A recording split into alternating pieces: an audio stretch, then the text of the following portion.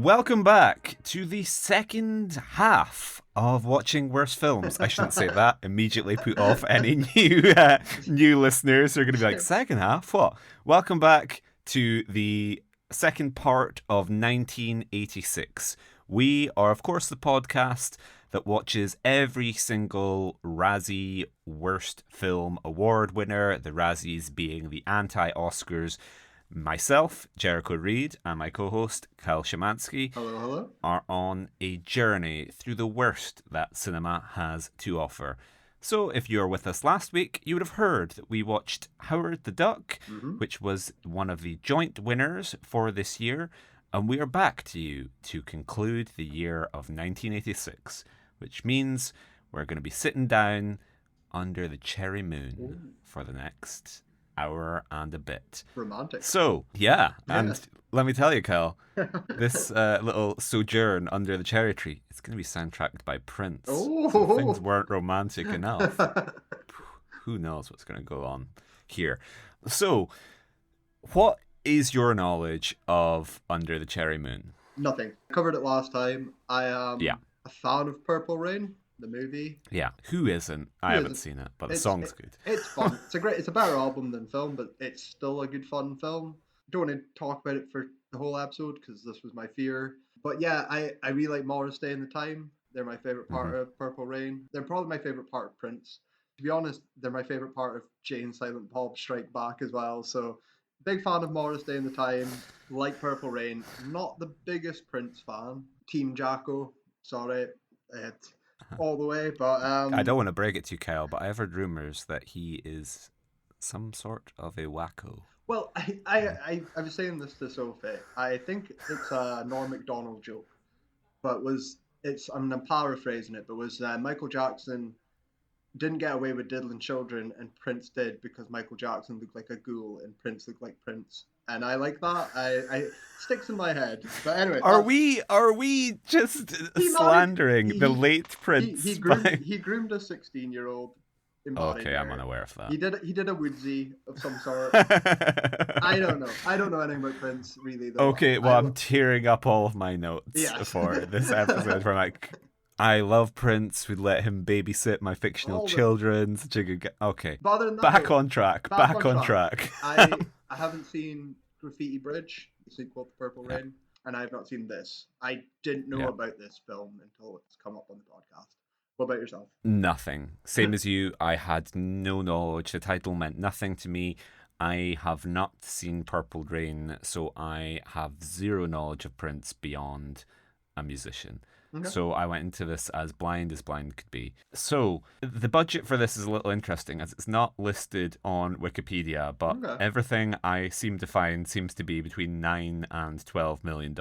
Oh. So would you like to hazard a guess as to how much this film made? That's cheap. Prince is still on top. So he did get to make Graffiti Bridge. So I'm going to assume 20 mil. I'm going to go with double. Generous. 10.1 million. Ah, fuck. Oh, well, how did he get Graffiti Bridge then? I don't know. Maybe that's the, I don't know how big Purple Rain the film was, huge, but it's the kind of, it's not 3 strikes you're out, but maybe, this is a kind of, sure, we'll let you make your weird period romance, and when that flops, it's like, okay, back to the tried and tested. Sequel. You owe us. Yeah, you owe us the sequel. Yeah, you owe us IP. Yeah. So not a great financial success. But to get into the film itself, so this is a period piece, which I was not aware, knowing nothing about the film, and it's shot entirely in black and white, which is nice. Cinematography by Michael Ballhaus, who was the DOP for Fassbinder and shot a huge number of Scorsese movies. He's and good. Also, interestingly... He's Goodfellas, isn't he, before you tell me? I think so. I think looking at it, his first one was After Hours, and he worked with him until Gangs of New York. So I think he would have been, Goodfellas. So what's interesting to it? Well... we are, of course, a Razzie podcast, Mhm. and Michael Ballhaus was the cinematographer for a little film about the Wiki Wild West. Oh, Jim West. Yeah. Oh, nice, nice. That's a So we're in good hands. very good hands. Very good Because hands. this film looks It gorgeous. does. Like, I really liked how this film looked. Do you know when it is set? It is a period piece. Do I you know what year it is? So it somewhere says that it was envisioned as a 1930s, like, kind of, like, I guess, like Casablanca style piece, but like it almost seems more Roaring Twenties to me, because Well, like people are wearing flapper dresses and it's like I like this. So I mean we will go into I like the anachronistic sort of time period yeah because it looks like the 20s. yeah Prince is done up like he is a silent movie star, but there is massive and I mean my background is a scene from the film where he goes on about the mhm, record store and where you get your Sam yeah Cooke records, and I was like, yeah. to play on what? You know, like what's going on? So like Also, who's Sam Cooke? yeah, your kids are gonna love him. So yeah, but I didn't mind that. I just rolled with it. It's like a 1986/1926 sort of Yeah, amalgamation. I'm okay with that. That's cool. I don't we know. love our things like that. I don't know Yeah, if it's yeah. on by choice either. There's a lot of stuff I don't know if it's by choice here, but I do want to echo how gorgeous this film looks. In Hmm. stills, this is a really impressive looking film. You'd want to Yeah. watch this just by looking at stills and grabs from this. But but yeah, anyway, continue. So the first I have written here, I think it's narration. I don't think it's text. Once upon a time in France, there lived a bad boy named Christopher Tracy. Mhm. Mhm. So that's our gateway into the film, and then we get the credits. I didn't know that this is an introducing Kristen Scott Thomas performance. Yeah. So I don't know, correct me if I'm wrong, but it must be a debut. yeah, it is. She'd done a short, but this is a big screen Yeah, debut for old KST. you can tell. You you were being directed by Prince. Like it doesn't. Yeah, I'm gonna get to that when I get to that. But yeah, it is an early role. The Y- other, y- I think we need to say the other co-lead or backup to Prince is Morris Day's sidekick from the time, Jerome. Somebody you probably have the name Benton. Benton. He is the dancer, sort of Morris Day's little sidekick, comic foil or whatever you'd want to call him. Hmm. Nice to see him back from Purple Rain. Nice to see someone from the time. I enjoy him, so I was happy to see him. Yeah, I just wanted to say I'm happy to see the time here. Cool. Yeah, I didn't. I only know the time from Jay and Silent Bob He's in that for as my well. He's sins, there too. and I only know the time from Jay and Silent Bob, and also Ernest Cline's Ready Player Two. Oh The, god. t- the time we're mentioning that, I think, as an Easter egg to Jay and Silent Bob. Oh god. And so I didn't recognize Jerome Benton, who plays Tricky Prince's. He's not as he's just like his sidekick, isn't he? He's his fellow gigolo sidekick, also potential lover. Oh, Oh, well, that's not it. He has a bath for him, so like I don't know. It's a very homoerotic film. friends can't have baths with friends. Okay, let's not get bogged into this. Also, we have Stephen Burkoff, We're doing it. Rambo 3's Stephen Burkoff. Am I correct? Yes, Okay. yes. So, getting into the film, as you said, they're two gigolo con men, He's actually not. and He's they. fucking. Sorry to interrupt. He's fucking Rambo 2, the one we watched. I'm so sorry, everyone. Please correct Oh, me. that's Ram. That's Uh, Rambo 2. Octopussy and Rambo 2. Okay, for some reason I knew it was the one we watched, but I Yeah. thought I missed out a Rambo. Yeah, But no. okay, It's cool. 3 you missed out. I muddled that up. Okay. Sorry for my Ramboites out there that I. Sorry, Sly. Sorry, Frank. It's okay. I'll make some slanderous Kevin Smith comments and I'll take the heat off you. um, so they're a couple of gigolo con men, and they decide to try and seduce Kristen Scott Thomas Mhm. because she is a wealthy heiress, and it's revealed that she is going to inherit $50 million. Yeah, and this was great. This was a fun scene that made me laugh. Yeah. It's when Jerome or Tricky or whatever. I'm calling them Jerome. When Jerome has a paper with her face on it, like Mayday, whatever her name is, And Prince is like, "Ooh, that's our target." And he's like, "Yeah, you know, she inherits 50 million, or as she's in town, she inherits 50 million on her birthday, and it's her birthday Yeah. today." I was like, "Oh, thanks, Jerome. You've just sped everything along for me." That is how I want to do all my exposition dumps from now on. It's just Yeah. Jerome has all the information on a paper. Click. Well, interestingly, when this film was greenlit, it didn't have a You script, can, which yes. I don't know. That might surprise you, Kyle. Oh Might my, come as a shock that this tight, this tight piece this is, did not have a screenplay. yeah. But the screenwriters could learn a lot from Jerome. Mm-hmm. So the film is that's our segue into discussing the film, really, because there's not a huge amount here, You can is there? wrap up So this we're film not going to with go. three more sentences. Yeah. They get entangled with Mary. Mary's dad Hmm. doesn't approve. They Yeah. There's kerfuffles. Prince dies. That's Yeah. it. Mary goes off Yep. to live her There we life. go. Jerome marries the landlady or something. Yeah. He becomes successful. The end. Yeah. That's all that. There is no plot here. Great. Yeah, thank Plot you. concluded. Kyle, you've learned a lot from Jerome because that is like a That's one newspaper article's paper. worth. So I have a couple of incidental notes Yes. that we can just go through. Prince should not play a Christopher. No. Like Prince that just should play a Tricky, or I like in Purple Rain he's the kid, and that's perfect. yeah. That's Yeah. cool. It suits him. Yeah.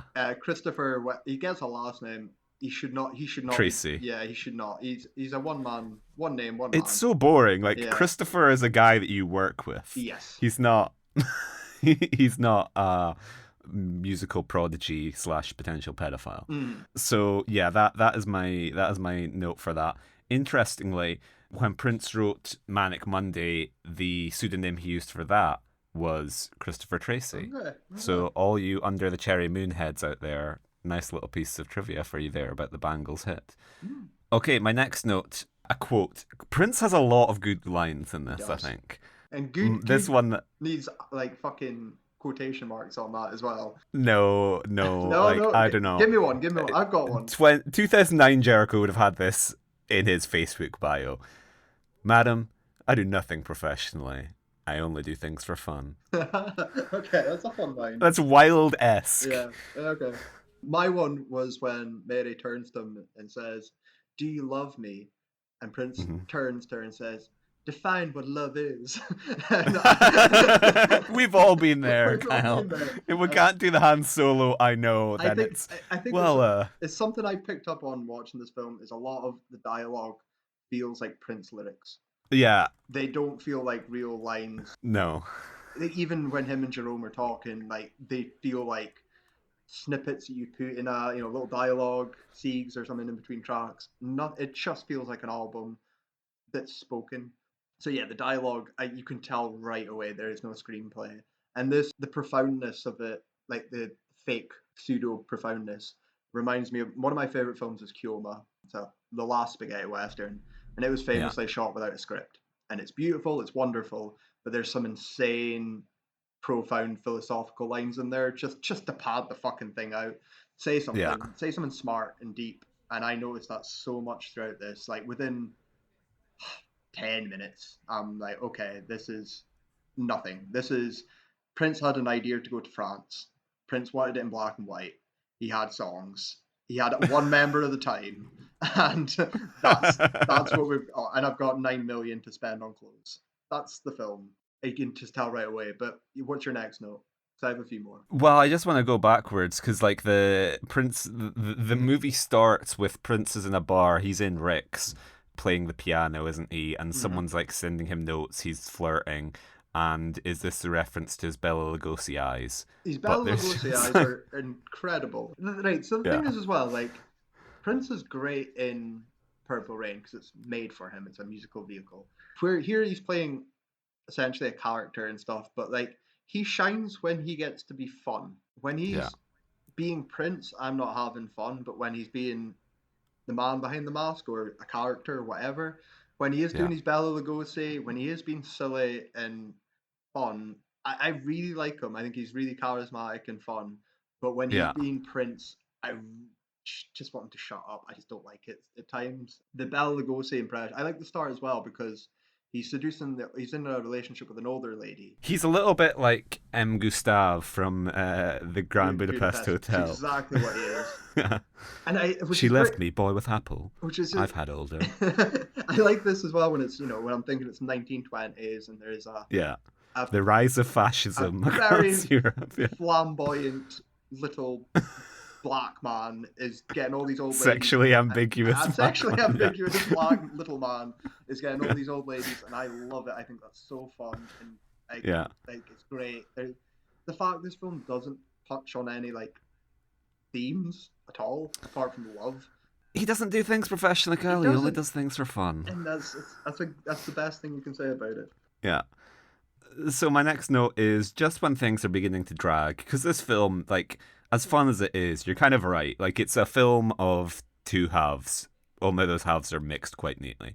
It's like a very all over the place erratic film where, like, sometimes I'm having the time of my life, other times I'm just kind of a little bit bored. And just when it was beginning to drag, we get like a Prince musical number to spice things up. And these are good songs. It's not like My Beloved Music where you're watching just like Sia offcuts. I say like all the music in this film is pretty good. That's fair. That's fair. It's unfair to compare it to Purple Rain. I did see in the credits though that the Revolution are still there making the music, and it still sounds like Purple Rain. I mean, the years it's only a couple of years apart. There is some really good tracks here. I don't think it's the same. What was the big single? Kiss. Yes. And like some of it's really good. It doesn't fit. I think that's the only thing. It fits Purple Rain. It is a bit out of place at times here, but I will not have a go at the music. Pretty solid. It's not something I would go home and listen to, but it is good. Would you say this is better or worse than The Wiz? The Wiz is easier to watch. Okay. I think the Wiz is easier to watch in terms of I can't take my eyes off this. Mm-hmm. Where, as you were kind of like, see, my review of this is just like the film; it's all over the place. But yeah, I did struggle through this a little bit. Probably the hour mark, and it's not a long film, but no, everything just comes stuff. Everything is getting stale. I think is the only word. Yeah, nothing's fucking happening. Burkhoff's barely like getting involved. There's just a lot of shit chemistry and dialogue. That's where I'm like, I don't recommend it, and I didn't enjoy this film compared to fucking Howard the Duck, which was a blast. I did struggle through this one a lot more, but there is some really good fun. I think if you're a fan of Prince, you would really enjoy this. I don't like musicians who think they can make films though. The most recent one we had was the Foo Fighters Studio 666. Mm-hmm. Did you watch that? I did not. I think we messaged about John Carpenter being in it. Yeah, but it's painful. Yeah, because I was trying to think of some of some of the famous ones. The ones like obviously it came to my head were Magical Mystery Tour by the Beatles, where their first films, especially Hard Day's Night, when you have writers and directors and people that know how to do it, it's a British classic that still holds up 60 years later. Magical Mystery Tour though is some fucking arsehole thinking he can do it because he can make music, and this isn't unique. I think Moonwalker isn't a good film, I'm a big it can't all be Spice World, unfortunately. I'm a Bob Dylan fan. Ronaldo and Clara is almost unwatchable, so I get it. The Proposition, what the fuck was Nick Cave thinking? But if you're it's when it's got this I can make a movie. When I'm wanting to make a creative project, that's fine, but when I have this I can make an album, I can make a movie. You can't, because he doesn't know what he doesn't know what acts are or arcs or just pacing and these general just things. Vibes, baby. Just vibing, go through it. Making a movie is like making love. It you is. just need to Like time, you just gotta but yeah, so it's aggravating because it's a beautiful film. There is some genuinely fun stuff in here, and the soundtrack's great. So that should be enough for me to recommend, in my opinion. But nothing actually happens, and if you are not interested or have nothing with Prince, or you're just not a big film person, this will be one of the hardest ones I think to watch if you dislike Prince. It's the thing for me is just like it's incredibly superficial. Like there's just nothing here to really sink into, which for me was great because of the mood I was in, where I'm just like, yeah, like Sunday afternoon, whatever, just like it's pleasant to look at, it's pleasant to listen to. If you were going in expecting like an engaging narrative, you will be incredibly disappointed. But it's fun. I was like, I would like to, of all the Razzie winners, this is the film I would most like to hang out in. I think. Of I'm like, Okay. yeah, sure, I'll just hang out by the bar, like in like where is it? Like the French coast, like the Yeah. French Riviera, Yeah. Nice, wherever they are. I was like, yeah, sure, I'll hang out there at the bar with Tracy and Tricky. And this seems like a It pretty seems pretty alright. cool Yeah. place to yeah. Yeah. Yeah. Yeah. I get that. But yeah, my next note, this is Shakespeare. Because in contrast to you saying it has no substance, I was like, this is just like a classic Shakespearean, like Much Ado About Nothing kind of comedy. And it kind of reminds me of the only film I really like of Josh Whedon. The closest I've gone to being a fan of Josh Whedon is he did a Much Ado About Nothing in his backyard, basically, Okay. that was black and white and shot with all of his friends. And I haven't seen it since the Glasgow Film Festival when it was shown there. But that was like one of my favorite Shakespeare adaptations, and it has like that weird kind of like weird regard for time where like I think they might use mobile phones but they don't really dwell on anything. Yeah. Yeah. It kind of reminded me a little bit of this, aided by the presence of Stephen Burkoff, who Mhm. is a Shakespearean legend. But while we're on the topic of Burkoff, I think he's bad in this. I, I don't. I don't think the car. Right. So like, I think Burkoff's the best in this. Right. Okay. But that's just as like genuine talent or like Yeah. experience. This is something I need to speak. I don't think Prince is a very good director. I think I'm just going to call it now. I don't think he can direct an actor, Yeah. like because Burkoff he doesn't have much to work with here. He has very Yeah. generic, stereotypical, grumpy rich dad that But we've disapproves. we've spoken about like an actor of his caliber should be able to phone that in. He Like he should just be. autopilot He through. is autopilot, but I don't know. Like I think some of his line readings are flat out bad. Like he's like, Mary, you have no right. And yeah, it's almost like a room esque line reading. I think You're tearing me I think apart, I Mary. think the scenes with him and KST are genuinely awful. I think the scenes where Yeah. Prince isn't there and he's obviously behind the camera, they're Yeah. like you were saying, room level. They're amateur. This might be some of the worst overall acting in a movie I've watched for the Razzies. I overall every single person Really? in terms Are you of forgetting the lonely, lovely lady? there's like attempts in there. I don't know. This feels like Are you I'm forgetting not Bo forgetting this. I'm Derek's standing by this. Bolero? Yeah, yeah. Okay. Bolero I have forgotten a lot about, but like I think because I was enjoying so much of the rest of the film at times, Yeah. it stuck out to me so much because like Jerome ain't an actor. Like he's No. not. He's a performer. He's a stage man. He's a Cab Calloway. He can be a great song and dance man, but Yeah. actually acting, nah. But that's fine. I'll give you a pass because you're the sidekick. Prince and KST are my biggest problems with acting. They're Yeah. non-existent chemistry. Like Yeah. and it's Prince for fuck's sake. Like Yeah. none oozes sexuality. This should be easy to be like. I just think it's a weird casting choice. I don't think it should have been her. I can't think of someone off the top of my head who would have done better. But like, there must have been. It must have been one of his proteges or someone. Make this. Madonna. Yeah, make the, there must have been a bangle free. There must have been one of your Yeah.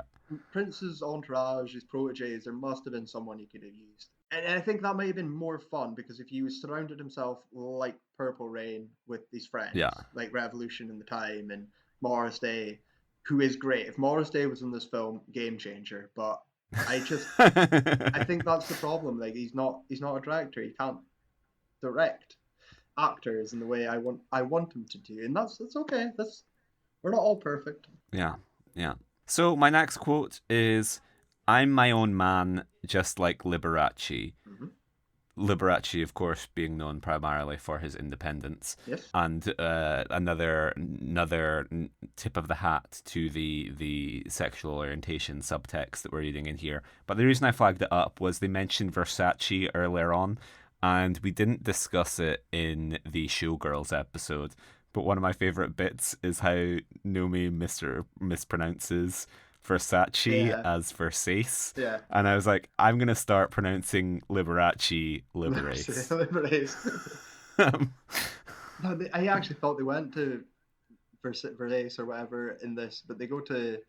It's when Mary takes out Jerome shopping, isn't it?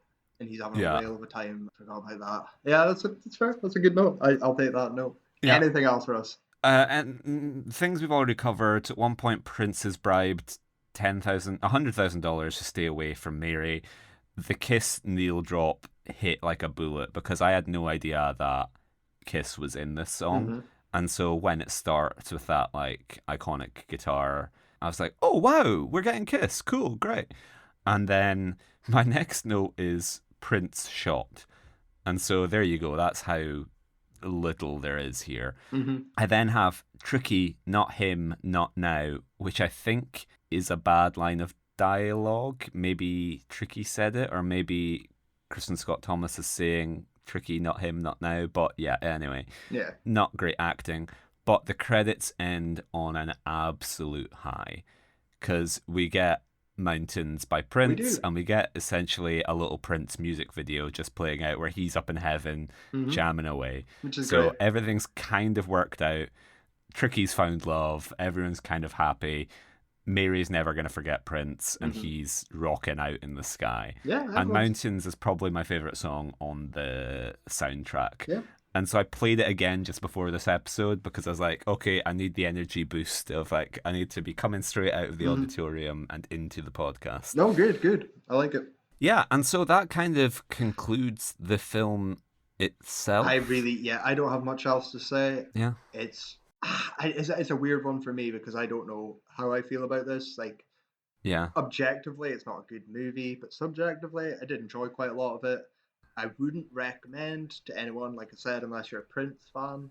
My simplest fix is stick Morris Day and the time, like, because when you watch Purple Rain, you'll see Morris Day is like his antagonist. It's his foil. It's his enemy, and he's so fucking good. And he is exactly what like the mirror image of Prince should be in terms of like basically being Dolomite and being fool, like He's asexual. he could do yes, he could be but the thing is he would have been good in this film with the time period. We could have got those like zoot suits and stuff, Yeah. like we could have had gangs and fun stuff with the time.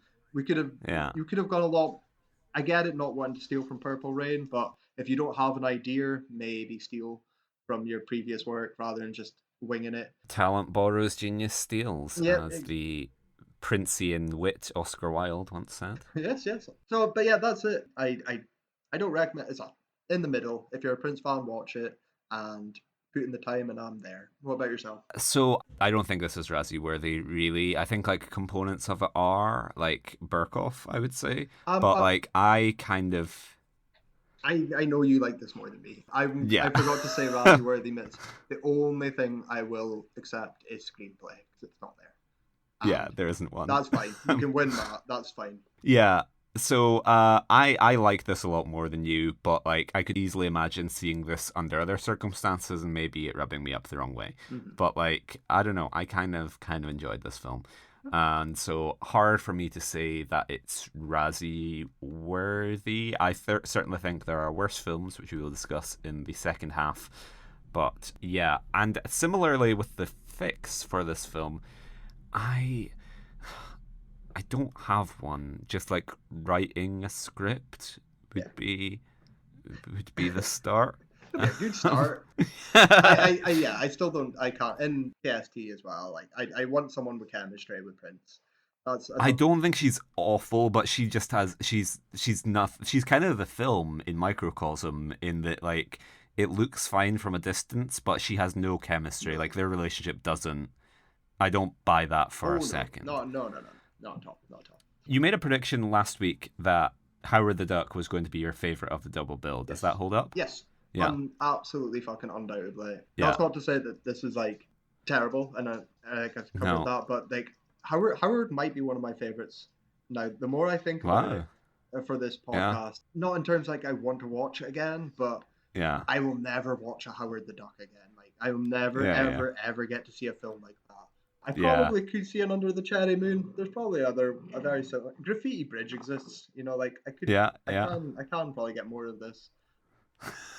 Yeah, this is a strong double bill though. Like you think when you're double billing, it's because they're both so bad I can't choose. Whereas this feels like they're both so good, I didn't know which one to pick. Like it's weird. It's a strange one, but no, Howard the Duck for me. I assume Cherry Moon for you. Yeah.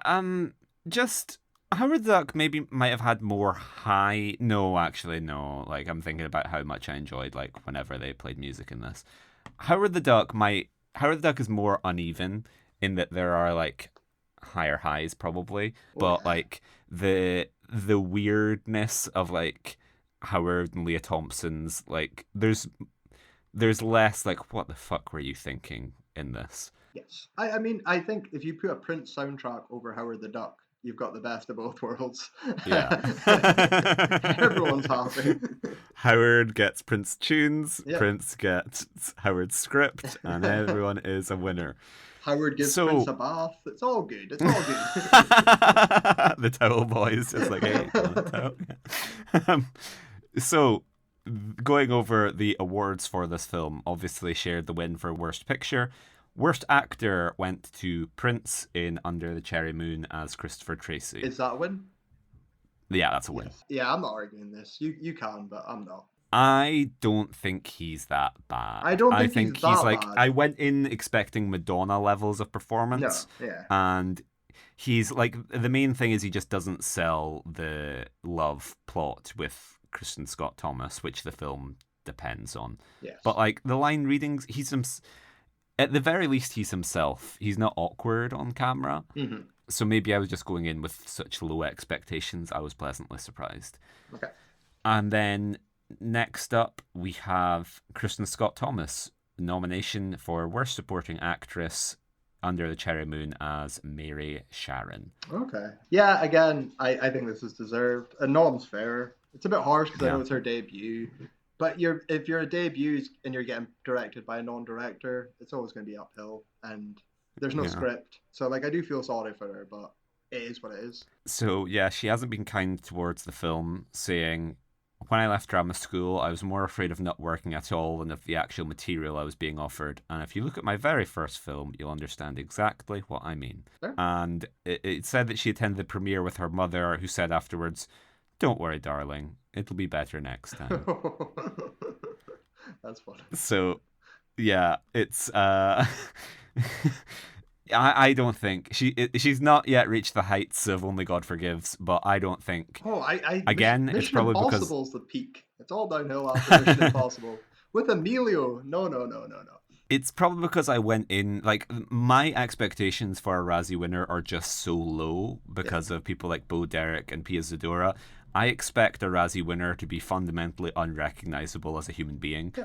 And she's fine in her line deliveries. She's maybe just not great. I'm not ragging on her, but Leah Thompson would have done better. So there you go. Leah Thompson could have saved this. Could have swap them out, save the So films.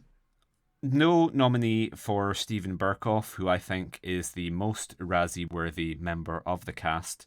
And a little piece of trivia which you will appreciate here: Stephen Burkoff, his performance might not have been great because he did step in at the last minute, replacing one Mr. Terence Stamp, who quit a couple of weeks into shooting. Yeah, Stamp would have been great in that role. Yeah. That's okay. You know what? If Burkoff doesn't get nommed, but neither did my boy Jerome, so if it's just KST and Prince, I'll take that. That's fine. Yeah. And so then we have win Worst Director, Prince, for Under the Cherry Moon.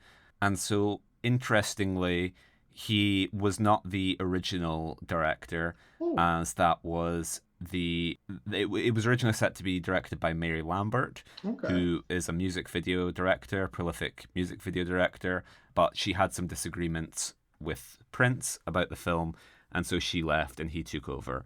Yeah. And it's only because shooting in Europe it was free of DGA legislation.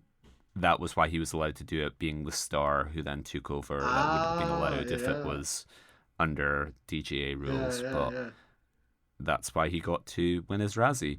Yeah. It's probably worthy, don't you think? Like, he doesn't really do anything, and the Oh, film's kind of like uncohesive absolutely. and just Like the points as like a filmmaker you can give to him, like the cinematography, the editing, the things he didn't yeah. do are all good. Soundtrack, obviously he did do great, but direction in terms of like directing the scene, the actors, the vision, it's non-existent. A lot of it's just shoot and do a couple of takes and then move on. It's all it's yeah. I direction. I guess screenplay is the only one I would give, but direction and a few acting I understand. So yeah, this is fair enough. And then moving on, it was only nominated for worst screenplay by Becky Johnston, getting the credit in the end. And so it lost out to Howard the Duck. Oh, So honestly, oh, that's a fucking farce. That yeah, is the joke. yeah, that's a real kick in the bill to Howard. And then worst new star, Kristen Scott Thomas was nominated for Under the Cherry Moon as Mary Sharon, once again losing out to the six guys and gals in the duck suit. So, yeah.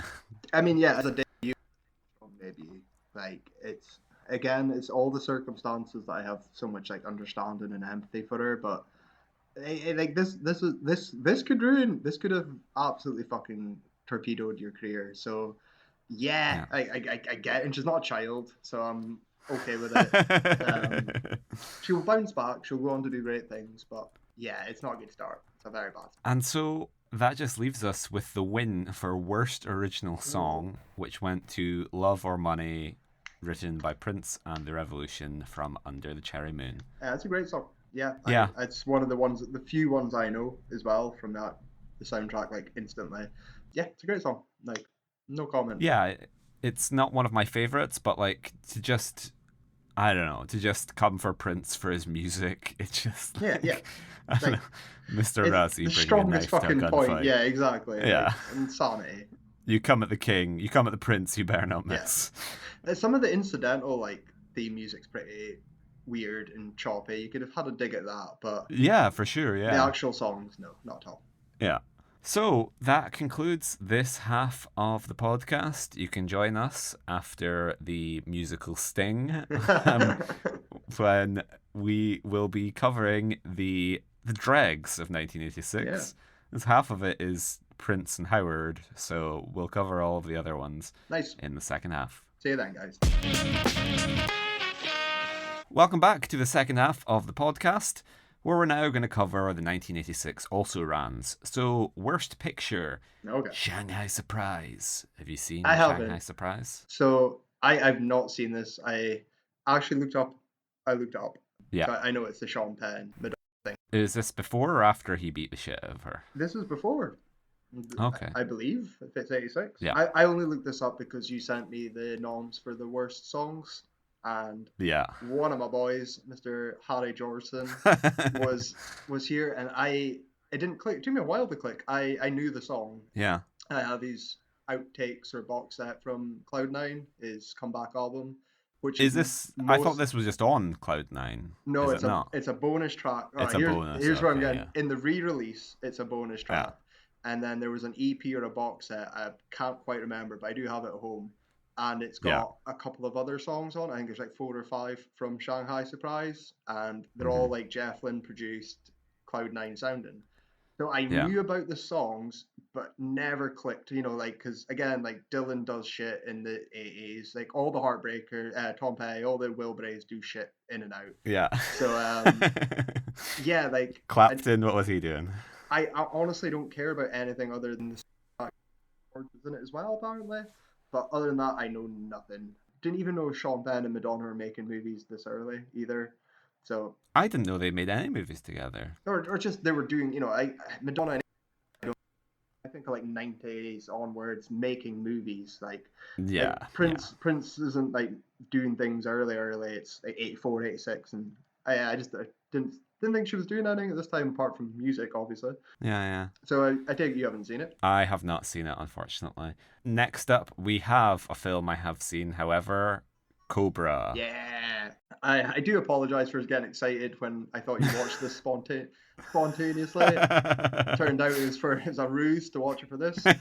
It was homework. I stand by what I said in the Stallone special. I adored this film growing up. Mm-hmm. I Yeah. got really hesitant thinking about it because Yeah. I know it gets shit on a lot, and I think that had an effect on me. Just like, yeah, you got to stay firm in your beliefs and hold true to your guns. How did you find Cobra? This is what I'm I excited. thought it was great. I was Yeah. like, this might be my Stallone film because it's like, God damn this, he's just so cool. Like the shades, the toothpick, the not speaking. Yep. The first like half of Cobra is incredible. Mhm. Like the premise of him just being like this badass like zombie squad guy, and there being like a serial killer, like all the neon, the Mhm. weird like robots. I was like 100% there for Cobra. And then the finale when it's just daylight and he's on the farm, Yep. I was like, oh, it's like Batman. Like it's like the Flash when Michael Keaton's zooming around in the desert. It's like I do not want to see Batman during the day. I No. do not want to see Marion Cobretti in the country or in No. the day. No, Like I get what they're going for and taking him out of his element, no, but it's it something we falls covered flat. before because it's Rambo 5 with him Yeah. raising fucking horses on a ranch, and you're John Rambo. you stopped the Taliban. I'm like, what's going on here? So yeah, and I agree with it. It's again, this is from memory, but it's patchy, but still worth a watch, and I stand by that. It's still on being badass. Yeah. Needs So a yeah, sequel. thumbs up. Yeah, absolutely. Ripe for revisiting. And then we have Blue City. Have you seen Blue City? I have not seen Blue. Oh, I'm gonna have a terrible run this year. I was doing back to the 90s. No, 86 a bit rougher. No, I haven't seen it. Have you? I watched it for this, Okay. and like it sucks. Okay. Like I don't know what it's meant to be. So Judd Nelson plays a guy who returns to his small town in order to avenge his father. Okay. And it's just like, yeah, like I Oh. have no idea what it's meant to be. Like he's kind of this brooding whatever. It's like meant to be like you hear that and you think like, okay, that's going to be like some sort of like character drama. Yeah, 'cause We're it sounds gonna fun. like It sounds like follow. an 80s Blue Ruin. That's what you're Yeah, giving to me, exactly, you know? exactly. You think one of those like sort of yeah, exactly. Blue Ruin's the best one, and you're right. It's kind of like an '80s Blue Ruin, only it's more like an episode of Miami Vice tinged with a little bit of like so Ali Sheedy's in it as well, and Okay. so it's just like watching the Breakfast Club do Blue Ruin, which is Okay. not as good as it sounds. No, because you're Because selling this to me really fucking well. yeah, no. So it's more just Judd Nelson just wandering around and occasionally blowing something up and like occasionally bursts of action. It's closer to Risky Business, I would say, I Okay. guess, but a bad Risky Yeah. Business. And so that rounds up Worst Picture. Fair. Moving on to Worst Actor. Sylvester Stallone in Cobra as Marion Cobretti. Absolutely. And so we have covered this at length in our Sylvester Stallone special. I can now sound off on this. Both of us have signing our appeal. Yeah, It's struck official from now. the record, cleared. Then we have Sean Penn in Shanghai Surprise as Glendon Wassey. Do you have any opinions on Sean Penn as a whole? I'm not a Sean Penn fan, and not as Yeah. not as a person, like obviously. You hate him for playing Harvey Milk, don't you? You're like, Just I can't- don't believe they should be making this man's not a hero. He's a pervert. He's corrupting the youth. I Yeah. think these are all things he said. Yeah. I like sorry. Overall, like there's not one Sean Penn led film that I personally love. So yeah, I'm not. He's not for me. He's a big no for me. What about you? He's been in things that I like. Yeah, Like, but it's probably Thin Red Line and things where you could easily cut him out. Because I think you're right. You're right. I can't think of a single Sean Penn performance where he carried the film. that's and what I I was mean. like, Yeah, like yeah, he's kind of, yeah. um, I'm not really No. like he's capable of being good. He's also capable of being really bad. And I don't like he's not special enough that No, he's not. He's Someone else couldn't do a better job. 100%. Next up, we have Judd Nelson in Blue City as Billy Turner. So he sucks. He's just bad. He's probably miscast, and it's the type of thing like it touches because it just has that kind of like 80s cheese. I was like, oh, if Shane Black wrote this, Yeah, okay. it would be like they could make it a little bit more because it's not a character piece, which you think that sort of like revenge drama needs to be, but neither is it funny and thrilling as it would be if it was an 80s piece. And so my thought was just, and Judd Nelson is just like, avoid. My thought was like, oh, 80s Robert Downey Jr. If we had weird science era Robert Downey Jr. going off to avenge the killing of Yeah. Robert Downey Sr., He's too busy. What's this? 86. He's too busy on SNL. So sorry, buddy. Okay, well, moving on. Next up, we have another Kyle favorite, Emilio Estevez fuck, in Maximum Overdrive as Bill Robinson. What did I just mention him in 2 minutes ago? Fuck, that's ace. Yeah, I love Emilio. I absolutely do. He's my favorite Sheen. He's my favorite Estevez. Even Daddy. Michael, move out of the way. It's Emilio time. Emilio could do Apocalypse Now. Could Michael do Mighty Ducks? Don't fucking Martin. Think so. Martin, sorry. Michael couldn't either. None of them could. And could Emilio play Brian Clough? You bet your ass he could. Dude, he can be in Twilight Breaking Dawn Part 2. I haven't seen I know Maximum Overdrive. It's Stephen King. It's Stephen King directing or producing. Yeah. It's the one he directing. likes. You know, he always talks about these films he dislikes, like Shining, famously. And yeah. Anyone that takes Carpenter, if it's Kubrick or Carpenter or anyone that's got a thought, he hates it. I don't like Stephen King, and despite my love for Emilio, I have refused to watch this out of my dislike for Stephen King. So I know of the film. I know it's not going to be very good, but he was proud of it, I think. But yeah, I refuse to watch it. I'm glad this didn't win because I don't want to watch Stephen King. I don't want to support him. So I watched this. Okay. And it's not good. Like Maximum Overdrive is basically, what's the film where the car kills people? Christine. Yeah, I would want to say Carrie. No, yeah. Christine it's by basically John Carpenter, which is a great film. So much fun, and yeah, this is basically John Carpenter. I can do it better. Well, supposedly, we'll speak about it a little further on in the Stephen King section, but supposedly this was a kind of like two fingers to Kubrick. Oh, okay. But yeah, this is basically like, you should just call this Christine's. Yeah. Because it's just like, you thought one Christine was bad enough. Yes. This is just Christine to the max. It's just like Maximum Christine. That's what you call it. It's just a bunch of cars terrorizing a village, and it's like it's crap, and the people are just like paper thin, and so I think I might have looked away at the credits, and then it took me like half an hour to be like, that guy's really familiar. I was like, hang on, that's Emilio Estevez. So bad year for The Breakfast Club. Oh, Emilio and Judd nominated for Worst Actor. So yeah, he's not good, but nor does he have much to work with exactly. And so the winner then is Prince in Under the Cherry Moon as Christopher Tracy, which we've kind of discussed at length. Personally, seeing that, I would give it to Judd Nelson, but hard to argue. Moving on. Worst actress, we have Ali Sheedy in Blue City as Annie Rayford. Not about the Breakfast Club sweeping through this year, are they? Yeah. Jesus Christ. I only know Ali from Breakfast Club and what's Johnny Five?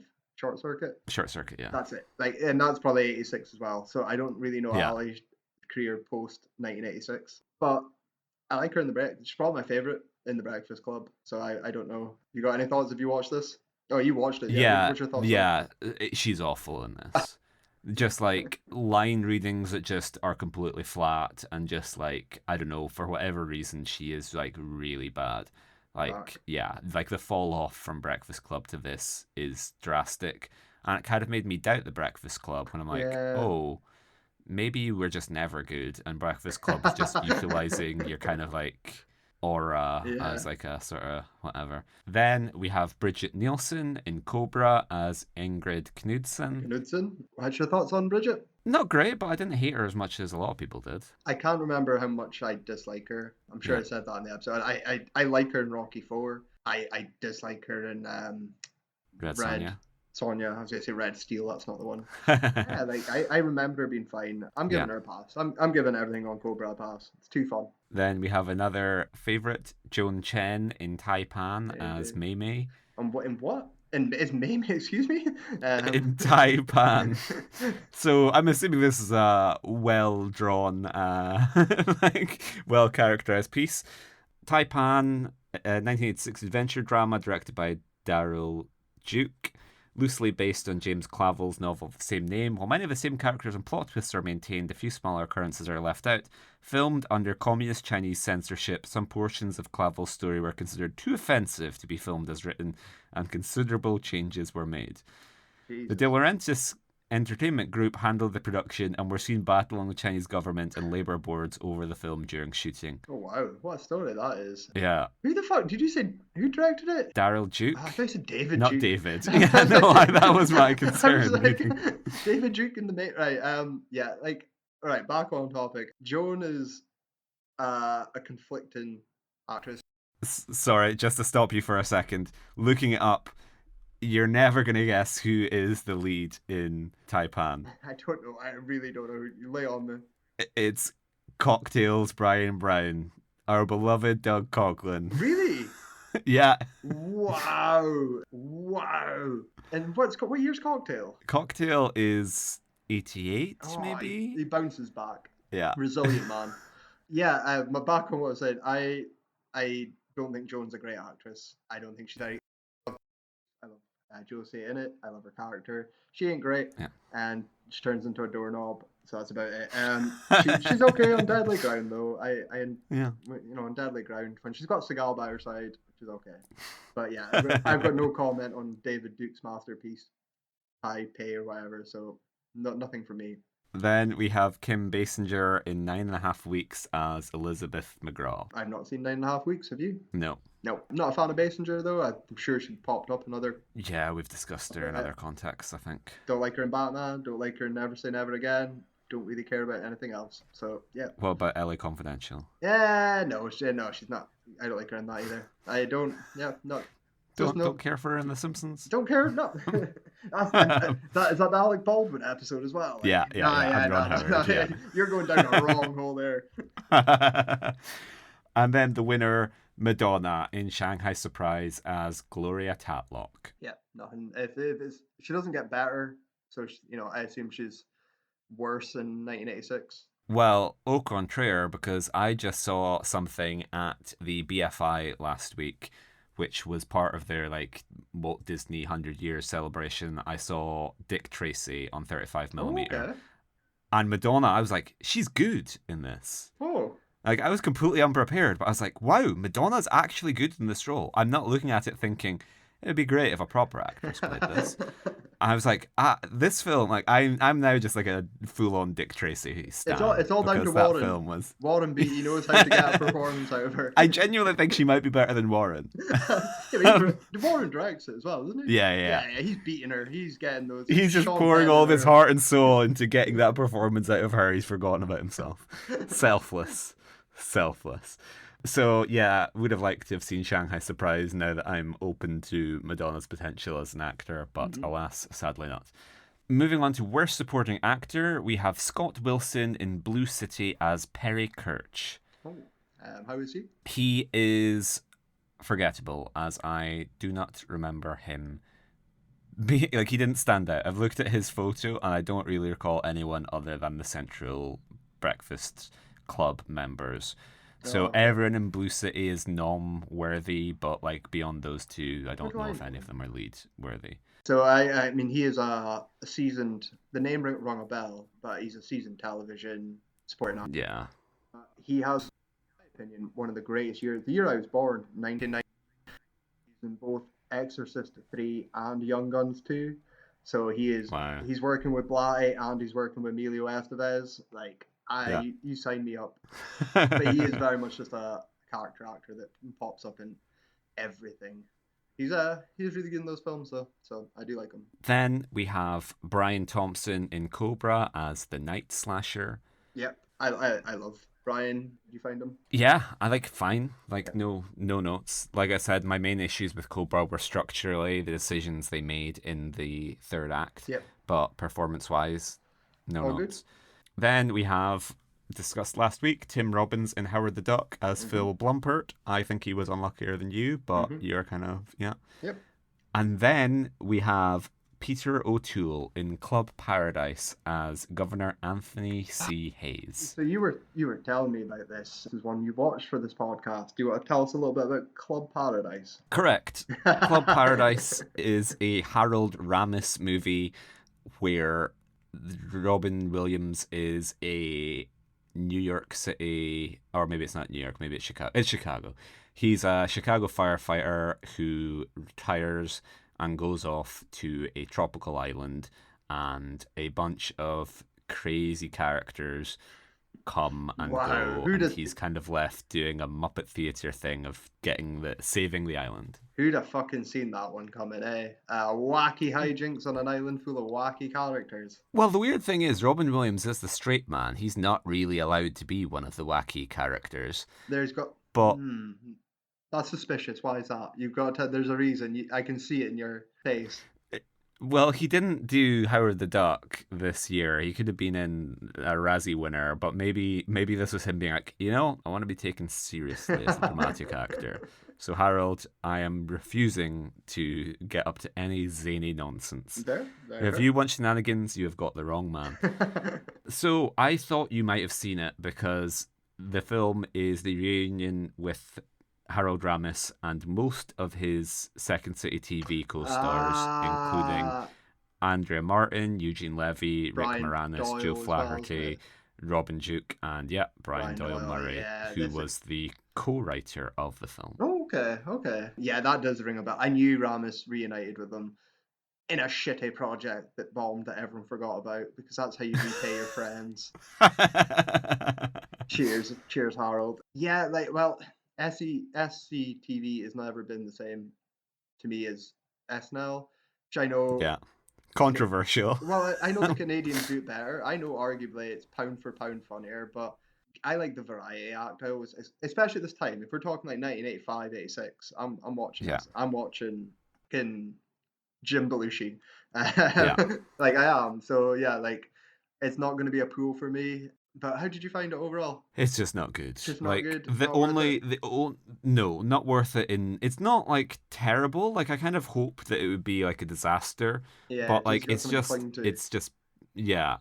Like the only thing that's remotely funny are Eugene Levy and Rick Moranis playing a couple of perverts. Yeah, that's the only. That's the only salvageable as well, isn't it? So, fair though. Oh well, it's disappointing, but. Oh, well. And so, to bring things back for a moment, Peter O'Toole, it's kind of novel that Peter O'Toole's in it, but he's not Razzie worthy, really. He's not going to be, though, is he? He's going to, at worst, just sleepwalk through it, isn't he? At best, you're going to get something, you're not going to get something great out of him, or, like, terrible. We're not getting the days of Inchon and all the great actors betraying all their values are long behind us, so... Oh well. Yeah. And then I have fucked it, so we're just gonna pretend that we have discussed this, and then we're gonna return and we're gonna do a quick discussion that I can drop into the first half. Okay. And then the winner is Jerome Benton in Under the Cherry Moon is Tricky, which we of course discussed in the first half. No, Kyle, I'm muting your mic because we're now gonna discuss it. I said I was so happy he didn't get nominated. I was so happy. Oh fuck! And you ruined it for me. I'm exposing you. Okay. Yeah, okay, we're not gonna... Jerome. Okay, this is just going out as aired. Yeah, sorry, Jerome. Listeners.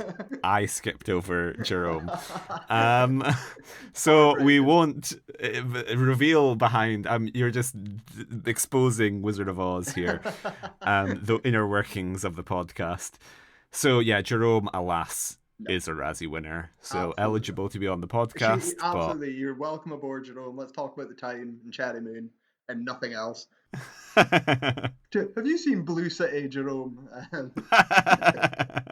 Oh fuck, no, it's gone. He doesn't deserve that. He's not good though, but like he's fun and I like his energy, and that's what the film misses. Like, if it didn't have Jerome, it'd be so fucking plodding. So, Yeah. no, he's not a good actor though, but no one is. So, I take his enthusiasm and his energy. Yeah, out of all the people, like, he's not great, but, like, it seems weird that, I guess Prince also won, but, like, I don't know, like I said, I think Burkoff should have beat him because Burkoff is a trained actor and is arguably worse True. in my eyes. So, moving on to Worst Supporting Actress, Kristen Scott Thomas and Under the Cherry Moon's Mary Sharon covered. Beatrice Straight in Power as Claire Hastings. Oh. This is just the best, isn't it? Because this is once again Mr. Razzie not being able to name women, so being like, okay, let's just pull some films completely out of my ass. Yeah, that's it. This is just, it never changes. Not seen Power though, for the record. Have you? No. Sidney Lumet, political drama starring Richard Gere. So he's obviously got some weird thing with Sidney Lumet because he nominated the Sharon Stone Gloria a couple weeks ago. But yeah, anyway, Beatrice Straight, member of the prominent Whitney family, Academy Award and Tony Award winner and Emmy Award nominee. Fair. Then we have Zelda Rubinstein in Poltergeist 2, The Other Side, as Tangina Barons. Now we're talking my language. Yeah, I've seen Poltergeist 2. Poltergeist 2 is like, so when you're talking about like horror sequels, Poltergeist 2 might be one of the most forgettable ones. It's a modern, unforgivable. It's more modern now, but back, especially in the 70s, 80s, where your sequels would be really different, like, or you'd grow, and by 4 or 5 in the franchise, then you churn out the same shit. But like, you know, everyone goes on about Halloween 3. I've just talked about Exorcist 3, and I love Exorcist 2 and how crazy it is. Psycho 2 being, in my opinion, better in certain ways, and I love it because things are different. Texas Chainsaw 2 being a comedy, like, this is what I love. Poltergeist 2 is literally the fucking first film again, but worse. Without the Toby Hooper, without Spielberg, without any of the fun, talent, creativeness. It's a lazy sequel. It's one of those, it feels like a DVD, like a straight to video. You rent it, stick it on. Yeah, I'm not a fan of number 2, I'm afraid. Love the first one though. Then we have Louise Fletcher in Invaders from Mars as Mrs. McKelch. No, that's good. Speaking of Toby Hooper, he's right here. This is not his best film. Louise Fletcher is obviously beloved, great actress. Yeah. Hooper in this period, I don't know if it's like a budget problem, like having money and you need to be working against the constraints, like Poltergeist, Texas Chainsaw, and what makes Hooper great. Mm-hmm. Yeah, it's not his best. Louise is fine in it. Mr. Razzie didn't watch it anyway, so whatever. But yeah, no, she's fine in it. I wouldn't recommend the film though. And worst supporting actress goes to Dom DeLuise in drag in Haunted Honeymoon as Aunt Kate Abbott. I'm on a roll here. So I watched a bit of this.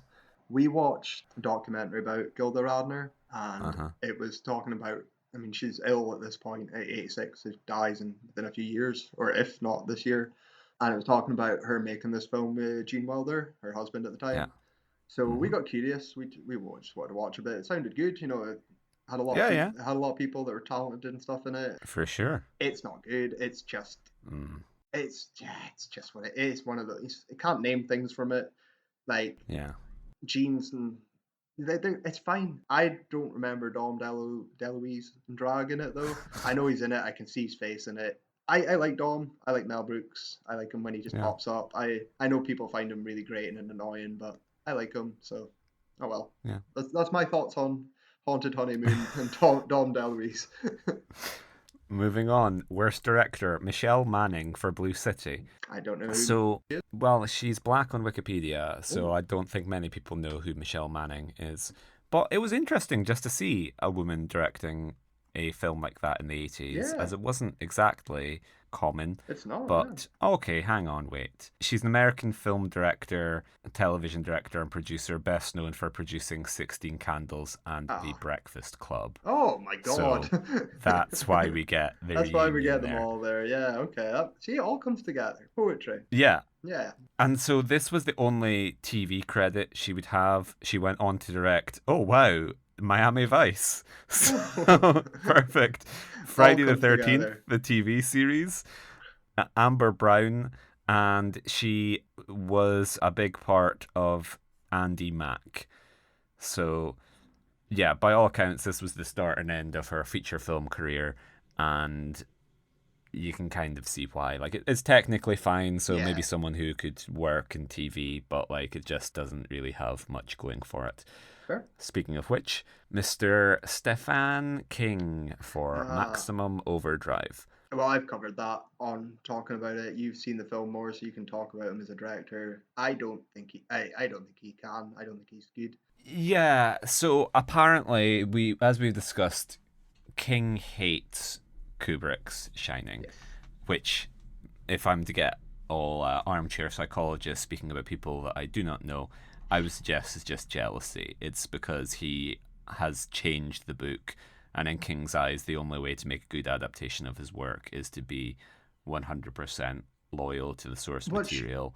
And King, like Kubrick, is probably like one of the only people who could overshadow him and quite easily. I 100% agreed with that all my life until reading King's opinions on Christine and Yeah, him shitting on Carpenter. And then I was like, maybe because I don't I think I read Christine when I was a kid, but I don't remember it being wildly different. I mean, it's a possessed car that kills people and changes your yeah. personality. Like it's a simple thing. So I think he's just jealous of filmmakers that have that creative talent, like to make something on the screen, to visualize it, and to the actual fundamentals of making a movie is what he's jealous of. Yeah. On top of And the maybe it's that they're two big names. Like, if you just get some hack, then whatever, they might do a perfectly good job, but it'll still be like Stephen well, King's but he loves Christine or whatever. he loves Rob Reiner doing Misery. Oh, So yeah. And he would have problems with De Palma yeah, and doing you'd think you'd have problems with all Carrie. of them. Green Mile, Yeah, yeah, yeah, like I he's guess. a Yeah. strange one. I don't know. I don't know. He's a coked up fiend. Yeah, maybe he's mellowed out since the 80s. What's his But thoughts on the Running Man? You know, that's all that really matters. from what I've heard, he directed his decision to direct Maximum Overdrive was like, I'm gonna show this little upstart Stanley how it's done, and he directed it, and it was a disaster. He speaks about it with some degree of perspective now, saying like King's told everyone that he was coked out of his mind doing it, Yeah, and the yeah. fact that he didn't really direct anything afterwards. But like, it's just a complete disaster, and also on a screenplay level, like there's just no Mm, structure to it. It's just like a bunch of cars driving around. Actually, like it like it's kind of better directed than I thought. I would nominate it okay. more for screenplay than direction, given that like it doesn't come together, but the action is at least okay to follow, and like there are big set Comprehensible, pieces yeah. with cars smashing things where it looks good. So I don't know if he just had like someone who dealt with the stunts, Yeah. or like second unit photography who just shadow directed all of the action, but like it looks visually, some of the, like as an action film, it doesn't look bad. Okay. So it's just like it's a complete mess as a film. It's so boring, and Lisa Simpson's in it, and all the performances are dreadful. Like, like I don't know. It's not good, and it has an AC/DC soundtrack. Okay. Say no Like, more. you Say no more. think cars killing people, AC/DC, how far badly can you go? But it's boring above Yeah. anything else. The So worst, yeah, and well that's the worst deserved crime. Yeah. nomination. Absolutely. Yeah, well deserved nomination for Mr. King. Then Willard Hyuk, discussed last We have week. this. Jim Goddard for Shanghai Surprise. Jim Goddard also black on Wikipedia, so And if you're working by George, you got to have done something. I'm Madonna. But yeah, I've not seen it, so no comment. he was English, and he directed best known outside England for the TV series Kennedy starring Martin Sheen. Oh, So it's the Sheen week, it's all clearly. going. It's all coming together this week. I like it. So But he directed Holby City. Like, he's a good British guy. Um so he's a good lad, isn't he? in great company with Prince, who Yeah. was of course the winner. Congratulations. So, worst screenplay, we have Under the Cherry Moon screenplay by Becky Johnston, as discussed. Shanghai Surprise screenplay by John Conn and Robert Bentley, based on the novel Faraday's Flowers by Tony Kendrick. not placed to comment on that at all. Nope, not at all. So we shall move on to 9.5 Weeks, screenplay by Patricia Knopp and Zalman King and Sarah Kernochan, based on a novel by Elizabeth McNeil. Nope. Can't really say anything there. Nothing there. I think we might have missed this out of our special. He might have more Razzie noms than we gave him credit for, because I didn't know this. Cobra, screenplay by Sylvester Stallone, based on the novel Fair Game by Paula Gosling. Did we discuss? I don't think we did tackle his nom for writing We Cobra, didn't. did we? No, we didn't. Yeah. I did not know Cobra was based off a novel. Yeah. So yeah, no, I that slipped through the cracks. Yeah. I don't think he deserved. I mean, yeah, the ending, like you say, some of the stiltiness, but I'm just gonna say no because I enjoy Cobra. Sticking by my Yeah, guns. he hit the formula. Yeah. I have no lines, or when I do, they're just incredibly cool, like Yep. one-liners. Yep. Yeah. I'm okay with that. And then the winner, of course, Howard the Duck. So we've breezed through the screenplay category with a big gaping hole for Stephen King and the screenplay to Maximum Overdrive. And then we move on to Worst New Star. So we get a nom for Brian Thompson in Cobra as the Night Slasher. That's a no for me. 100%. Kristen Scott Thomas in Under the Cherry Moon as Mary Sharon. Is a yes for me, like I've said. It takes some foresight to see her as a star, I guess, if you're playing opposite Prince. Yeah. If you're the leading lady to Prince and it's your debut, yourself as a star. Yeah. And in that regards, it is a total flop. So yeah, it is fair. No one looks at that and predicts great things No. for her. They're just like, here is an actor who may go on to deliver like competent performances, but there's certainly nothing above average in this. Exactly. Then we have Mitch Gaylord in American Anthem as Steve Tavere. I have no comment. I'm not sure who that is. Sports drama, he's an athlete. Ah. American gymnast, actor, and Olympic gold medalist. And so, football player turned gymnast Steve Tavere seeks to join the United States Olympics gymnastics team.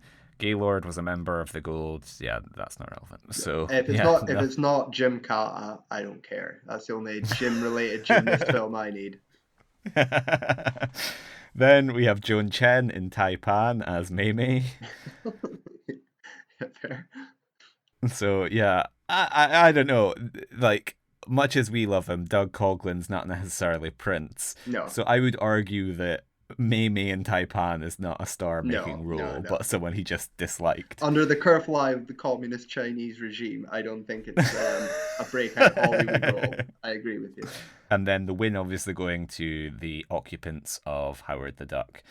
And so... Who are not eligible. They're not stars. They're like those 6 guys together are never going on to do other things. So yeah, exactly.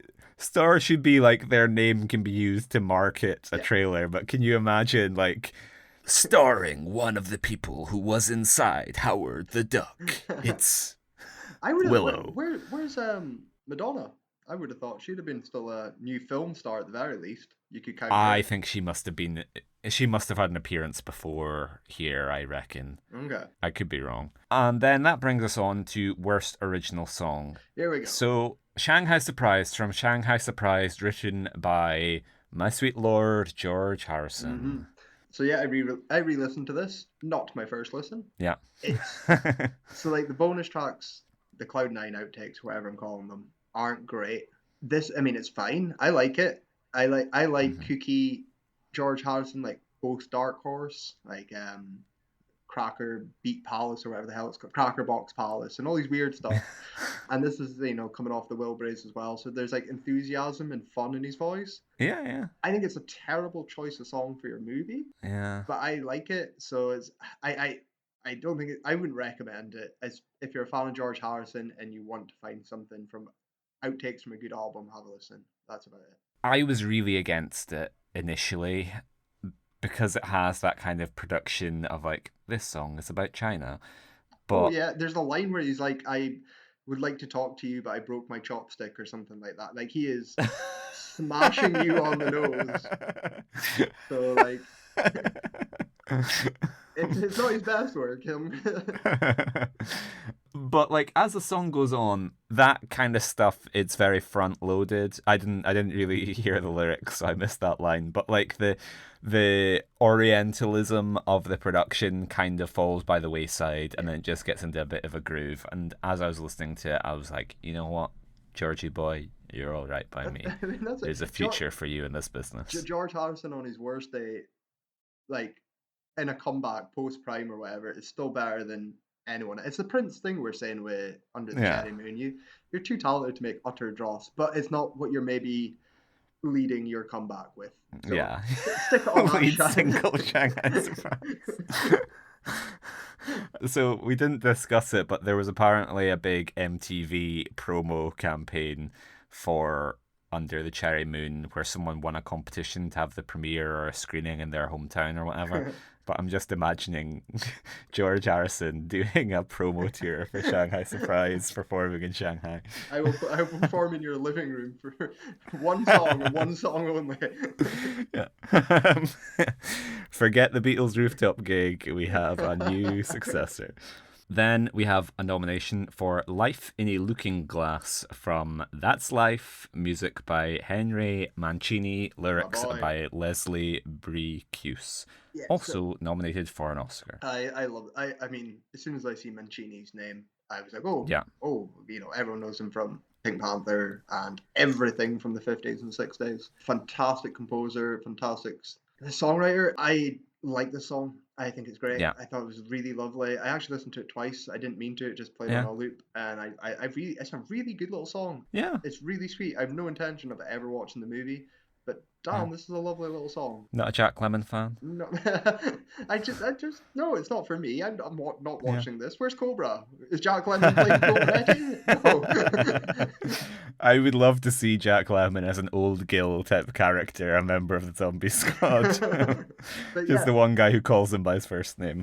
I really, really like this song. I actually really recommend it. Like, there's not even a conflicted Shanghai Surprise. I genuinely think it's a good song. Don't know why it's here. I accidentally listened to the instrumental version beforehand, and that is beautiful. Like, Mancini's work is like faultless. Mm-hmm. I'm not a huge fan of the singing, but like it's not bad. It's not bad. It's not Razzie worthy in a million years. You know, when you listen to it instrumentally, you would have known that's the kind of vocals and lyrics that had to be on top.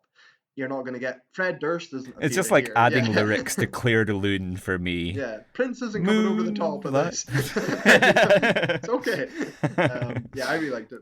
Then we have I Do What I Do from 9.5 Weeks, written by Jonathan Elias, John Taylor, and Michael DeBars. Yeah, so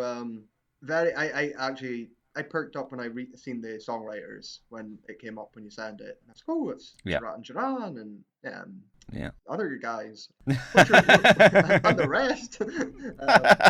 What's your thoughts on this? I think it's a fine piece of 80s cheese. Like, it probably fits the mood, I think. It's my least favorite of the nominations. Yeah. It's very bland and forgettable. It's a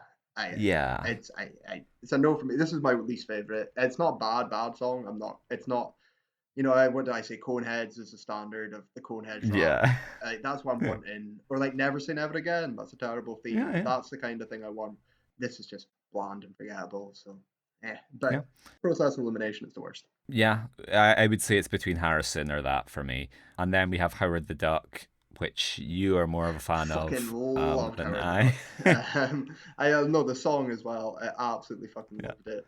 Even when it wasn't George Clinton, it was George X Clinton or whatever. George Clinton the third.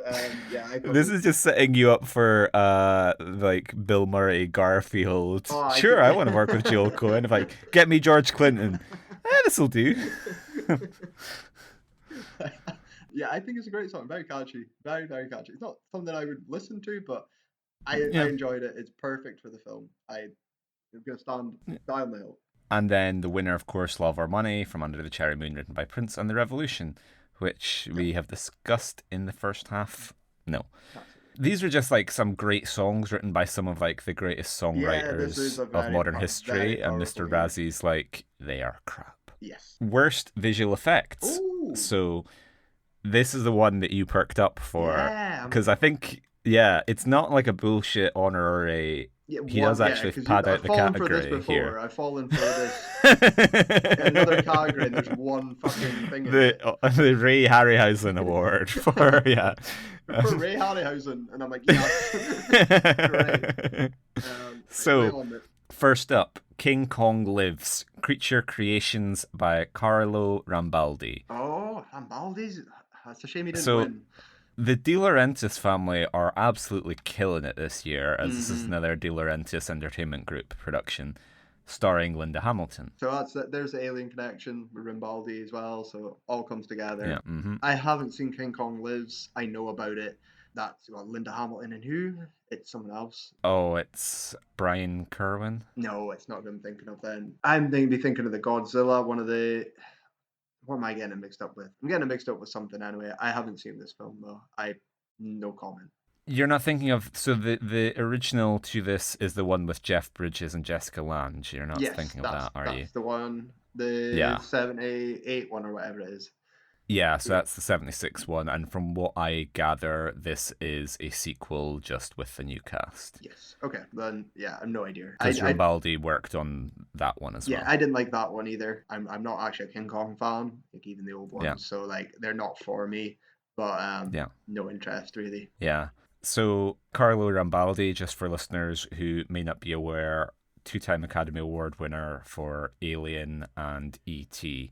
So we haven't seen King Kong. It's probably maybe giving Mr. Razzie the benefit of the doubt. It might be the leader of his craft working with nowhere near to the amount of resources that he needs. But yeah, can't really comment on that. Yep. And then we have Invaders from Mars, special visual effects by John Dykstra, creatures designed by Stan Winston. Oh, good old stuff. See, that's again what you're saying, like Yeah. powerful visual effects makers here. I adore Winston. Carpenter adores Winston because obviously they work together on The Thing and I believe something else, but I can't remember off the top of my head. But this is poor. Like I say, it's not Toby Hooper's best work. It's cheap. It looks like it's what to say, like when you've watched like 80s horror films, and I mean you don't, but there's certain times where you can just tell there's like a production issue that's not maybe budgetary, but just we've changed the script and I have half a thing and I have to quickly put it together, like a rush. Mm-hmm. I think that comes up the most. And I think Toby Hooper is a fly by the seats of your pants director, judging by his early work as well. And we can certainly testify to that. Sophie has bailed me out on more than one occasion when I've been like, okay, so I need a prop bottle which looks exactly like this and I need it in 4 minutes. So yeah, a lot of fine crafts people are kind of thrown under the bus from disorganized productions. I wouldn't say it's, I mean, worst visual effects is a great category. Yeah. But I mean, Poltergeist 2 is nominated this year, and that's worse. Yeah. Like compared to Poltergeist 1, to have such a downgrade in visual effects. Yeah, fair. But no, they're no's for me. And then we, of course, get the winner, Howard the Duck visual effects by ILM. ILM. So eligible 3. To come on in. Every single one is. If you're an intern at ILM and you want to come on the 47th rated podcast in Canada's film and TV section, then you come on down. I'm gutted. Well, I'm relieved, but I'm gutted Phil didn't get an actual name mentioned here. Yeah, I still stand by Howard the Duck is the worst visual effect. Everything else is really good. Sets, stop motion, general effects, shots, great. Just Howard himself, but he is disgusting. He's a abomination. So I get it. Yeah, it's a mixed feeling. But a great award. I really wish this award stuck around. Like that sucks. I know, it would be so fun. Give me this. Particularly now when you get all kinds of 90s. The Flash. We were just wiki and Wild Westing. We could have been the time of the mask. Like this is what I want to be in the 90s when Spawn is in theaters. Well, interesting thing I discovered last week. I think I was editing the episode and I looked up Phil Tippett for whatever reason. I discovered that Phil Tippett is credited on the Twilight series as his company were responsible for the Wolves. And so he has a credit for Breaking Dawn Part 2. Nice. And I just saw that when I first saw it, I was like, do not tell me that Robot Renesmee is Phil Tippett. Absolutely. Because I would lose all respect for him. A job's a job. The man's got to get. He's Yeah. got to pay. He had to fund Mad God somehow, didn't he? Yeah. That doesn't. I mean, he's one of those massive filmographies because again, Yeah. with the company or I get you in for a weekend. Can you help fix the arm on this monster? This gremlin isn't working. Whatever. You just Well, exactly. Yeah, that was one of the things where like he's credited on a bunch, but like as a consultant or because of like the legacy of like the sort of like foundation that they lay, I yes, think, as yes. opposed to necessarily working on all of them. Consultancy, yeah, rather than you're sitting there like you would have been on There Howard the is Duck, yeah. there is an interview where he went to great lengths to stress, look, we only did the wolves. So, any issues with Renesmee, take it up with the other I like guy. he watched the film, he only opened his eyes when the wolves were on screen. It's the only time I pay attention. Just turn it off. And then, fittingly, Oh. we have another Mr. Razzie Bullshit Award, which is very closely related to what we've just been discussing. It is the Worst Career Achievement Award. And would you like to hazard a guess as to who this went to? 86. You're never going to guess it. No, But it can't be Stallone already. I don't know. Yeah, I don't know. no, because they didn't even have a film out this year. It's just a complete like out of left field. It's Bruce the Rubber Shark from Jaws 1975, Jaws 2 1978, and Jaws 3D 1983. So like fuck right off for one. It's a different shark as well. Like it's not Jaws. Precisely, It's yeah. not the same fucking shark. Jaws 1 obviously is famous and great for hiding it, for Yeah. showing less and just keeping tension. Yeah. 3, as much as I love it, is a disgusting mess, but I love it because Yeah. it's a disgusting mess. 2, somewhere in the middle. Yeah. But yeah, it's not the same effect. They don't look anything alike. Like what Jaws 1 and Jaws 3D don't feel like they're in the same fucking universe, like, or they don't even Absolutely. feel like they were like created by the same species. Like they're just Yeah. so random, like completely different films. This is bullshit because Jaws 4, The Revenge isn't even out yet. Bruce's actual magnum opus isn't here, his finest role. Yeah, no, fuck off. I don't know why this is here. You got Peter O'Toole or something, like dunk on him, if you're gonna go on like Yeah. and you're too early as It's well. not for lack of targets. Yeah, Yeah. you've got so many here. You could have done something here. Yeah, and is this because he did the worst visual effects and he went, oh, Jaws 3. Ah, shit, that came out 2 years Yeah. ago. But I'll put it in anyway. Like, this is just him That's what it seems like. thinking of Yeah. Jaws. Yeah, no, fuck off, Mr. Razzie. That's very poor. Kind of means Spielberg's first Razzie, though, by proxy. Roy Schneider, come on down.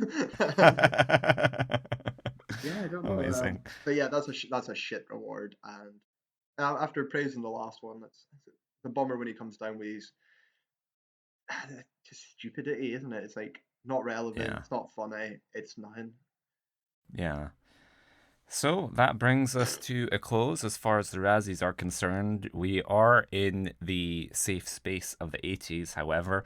So I'm going to read out to you the Stinker Bad Movie Awards because, Yeah. Kyle, you are going to be beside yourself. I'm ready. There are so many Kyle titles here. It's unbelievable. So the Stinkers awarded Howard the Duck and their short list of nominees: Under the Cherry Moon, Shanghai Surprise, The Care Bears Movie 2, A New Generation, and Band of the Hand. Oh, speaking of Bob Dylan soundtracks with Tom Petty, I have Band on the Hand soundtrack on record somewhere. I will dig it out for you. Wow. And the dishonorable mentions, of course, Here this we is go. where it really gets interesting.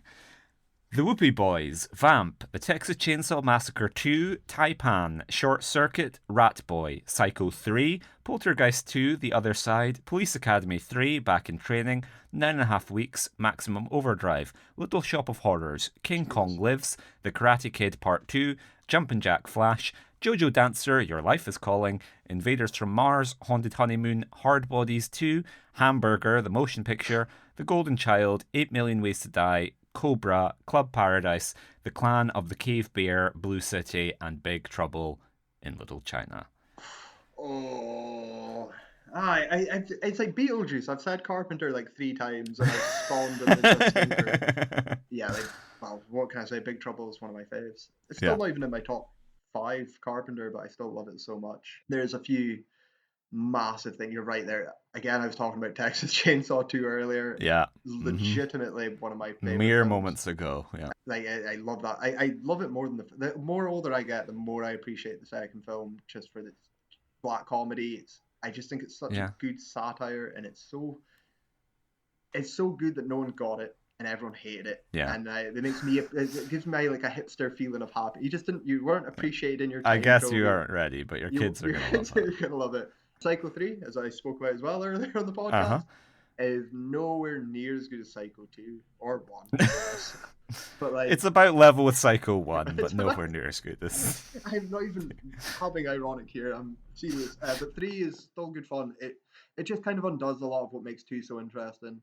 And yeah, 2 being like one of the most subversive films, and yeah, what would be done now.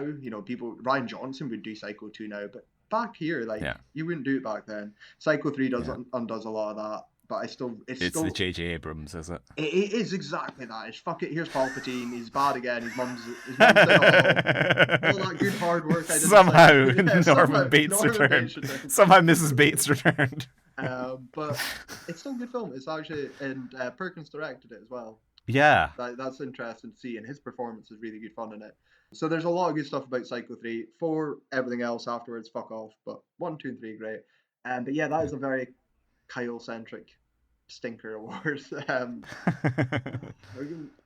Some of these though I wish we could have covered. I could have been sitting here watching Big Trouble in Little China double bill with fucking Texas Chainsaw 2. Yeah. that's the thing about ending on the stinkers, is that like it's just this parallel universe where you and I are instead going through the stinkers and we're getting even more mad than we do on this, but we're having such a better time because we're just watching some of our favorite films. Absolutely. No, it's interesting. It's interesting to see the sort of dichotomy between the two of them, though, isn't it? Just the contrast and compare. Stinkers get it wrong more, but in the broader sense. But the targeting is what makes the Razzie a Razzie. The snidey snarkiness. That's what makes it. That's what makes this podcast what it is. We need that Razzie goal. Yeah. We might criticize him, but we are ride and die with Mr. Razzie. Yep. He's our man, and we are sticking by him. Yep. So that concludes another year, 1986, done and dusted. If you would like to get in touch with us, you can email us at watchingworstfilms@gmail.com, and you can follow us on social media, where we are Watching Worst on all social platforms. Yes, indeed. And I'm now going to drop in our little Prince song. And you can join us next week for part 1 of another double bill. It's our final one. We're coming towards the home stretch as we are heading off to 1990. So, joint winners once again. Next week, we are going to be covering the adventures of Ford Fairlane. And then the following week, Kyle, it's a big one for you. Do you want to reveal the significance of our musical bed here? No, on you go. Take the honors. Okay, and in 2 weeks' time, you can join us for our discussion of another seminal work by John Derek and Bo Derek. It is, of course, Ghosts Can't Do It, starring the 45th President of the United States and the subject of this very song, Donald J. Trump. Yeah, what can I say? What was I saying? Scott Wilson was doing Young Guns 2 and Poltergeist 3 in 1990, and we're waiting for fucking four lane or whatever the fuck it's called, and Ghosts Can't Do It. I don't know anything really about Ford. This is blind. Yeah. I have, under heavy influence, watched Ghosts Can't Do It when I was about 18. It was my only Bo Derek at the time, and I know the gist of it. It's going to be real fucking interested in watching it back, because I don't remember much of it, but it was a joy to watch with friends. So exciting times all around. I was just operating under the belief that ghosts could do it, but apparently what I'm hearing is they can. Well, So, John Derek or Donald Trump himself will tell us all about it. It's the start of the Donald Trump arc now, isn't it? This is the filmography time. It's this first one. We'll have to. What else was he? He was in the Little Rascals, wasn't he? We'll have to watch that. We'll have to get that yeah, on the Home go. Alone 2. That's the Yeah, only other one I yeah, know the of. Whoopi Goldberg one, the one that has Fabio in it. Um, this is a future special that I'm conjuring up Yeah, right now. Right? join us for that somewhere down the line, and join us next week Thank you very for the much, guys. adventures of Ford Fairlane. Thank you, guys. See you later.